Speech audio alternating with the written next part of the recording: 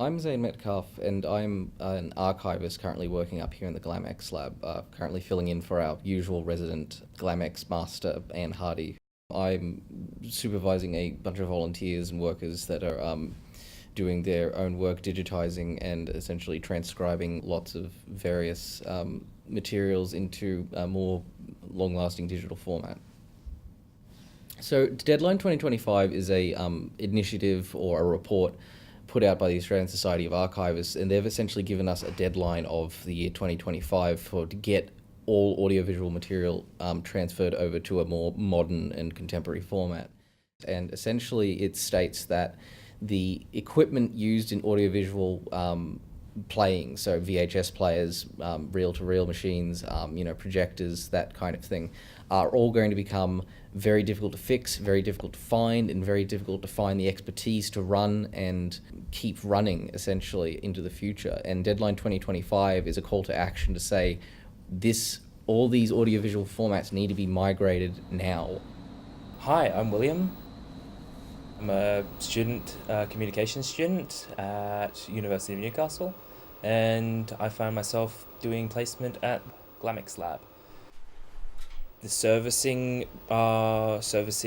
industry of the machines is sort of dying off and becoming rarer and rarer, that you'll find somebody who is specialized to actually repair the pneumatic tapes, seeing though the manufacturers have completely ended support for the system a long, long time ago.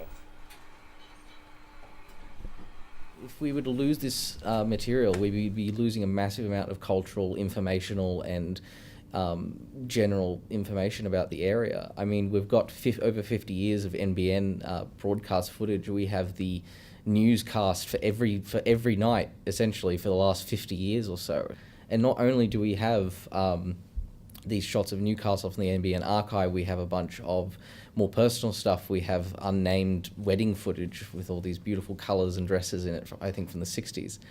We've got all these other material. We've got educational materials.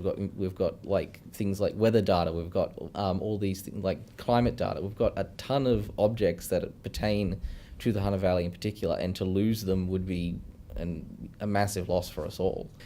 All these things are essentially, we would kill for them in your average historical study, because they're very mundane, but the mundane details reveal so much.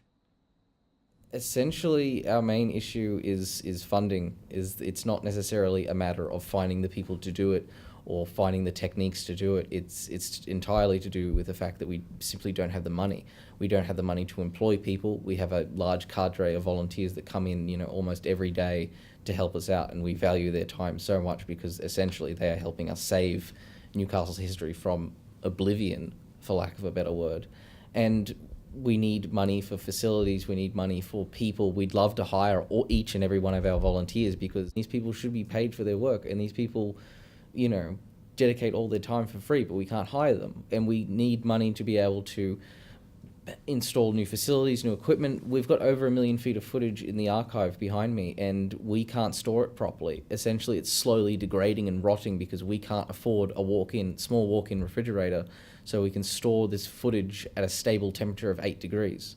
But we simply don't have the money for that, and there's no real way to get us the money because there's just nothing for us. So we have to make do with what we've got, and this lack of money is really going to hamstring us, and it's hamstringing all of our efforts, and it percolates through what we do, because there's a theoretical potential for perfection or close to perfection, and then there's a practical best you can do solution. And unfortunately, too often we have to pick this practical solution rather than the theoretical best practice, because the funds simply aren't there. What that just means is the actual guarantee of serviceability is not going to be there.